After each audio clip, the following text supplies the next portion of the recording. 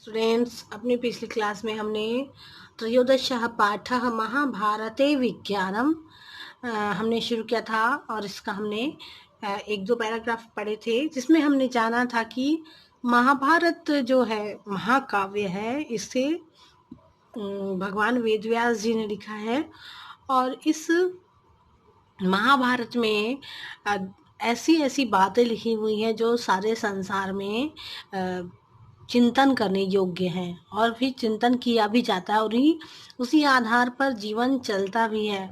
और कहा जाता है कि महाभारत में जो बातें लिखी हैं वही सारी दुनिया में वैसा ही चलता है और जो वहाँ जो नहीं है वो कहीं भी नहीं है। तो चलिए आगे देखते हैं इस पाठ में।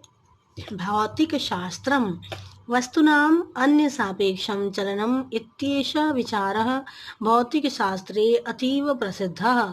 महतः आश्चर्यस्य विषयोऽयम् अस्ति यत् इमं मतं भगवान् बादरायणः संस्थापयति महाभारते। जैसे कि भौतिक शास्त्र में लिखा हुआ है कि वस्तुएं दूसरी पर निर्भर होकर चलती हैं। वस्तु नाम अन्य सापेक्षम है ना, अन्य वस्तुओं के ऊपर निर्भर होकर चलती हैं। यह विचार भौतिक शास्त्र में बहुत प्रसिद्ध है।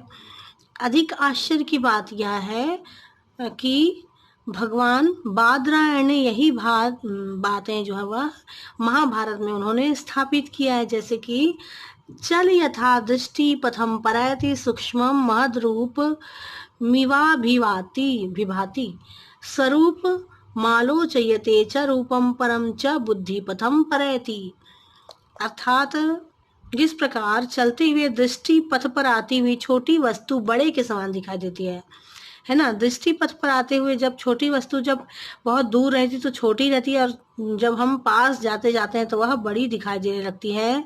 वैसे ही दूसरे की बुद्धि पथ पर आई हुई वस्तु का रूप और स्वरूप दिखाई पड़ता है। जैसे जैसे हम व्यक्ति के समीप आते हैं और उससे जब हमारी मित्रता बढ़ती है तब उसके स्वरूप, उसकी बुद्धि और उसके ज्ञान के बारे में हमको भी पता चलता है। तो ये बहुत ही सही बात है, यह तो तथ्य ही है।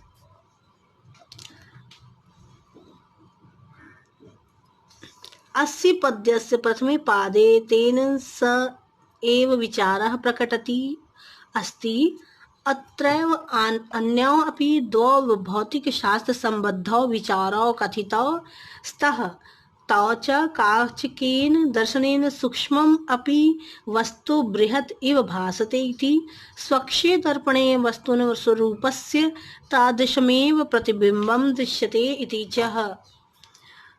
अर्थात इस पद के प्रथम पाद में उसके द्वारा वही विचार प्रकट किया गया है। यहीं और भी दो भौतिक शास्त्र संबंधी विचारों को कहा गया है। जैसे वे हैं कि शीशे में देखने से छोटी सी वस्तु भी बहुत बड़ी लगती है, ये तो आवश्यक अनुभव की बात है। और साफ शीशे में वस्तु के रूप की वैसे ही परछाई दिखाई पड़ती है। शीशा आपने देखा होगा तो आपका वैसा क्या वैसा प्रतिबिंब शीशे पर दिखाई देता है। जो आईना होता है उसके लिए कहा गया है कि वैसे क्या वैसा प्रतिबिंब दिखलाई पड़ता है। फिर है खगोल शास्त्र के बारे में इन्होंने क्या लिखा है, देखते हैं। काल गणना क्षेत्रे भारतीयम खगोल शास्त्रम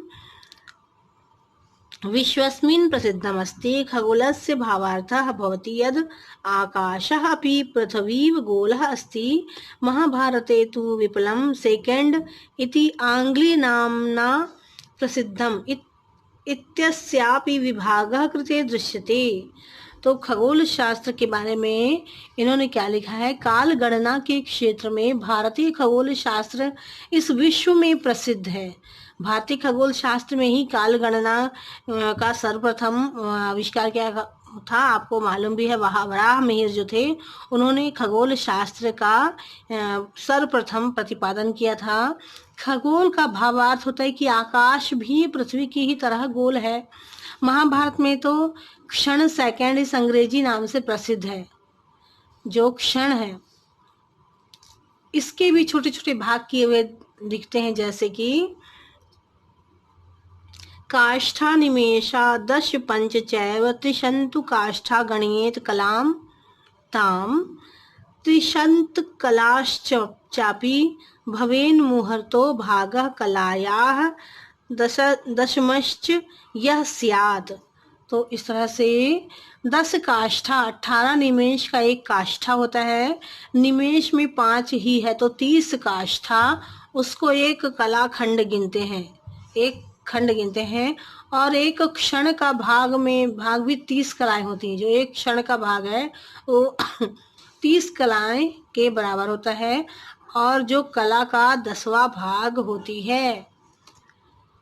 तो आज के लिए इतना ही। अपनी अगली क्लास में हम आगे का इस पाठ के अगला भाग पढ़ेंगे।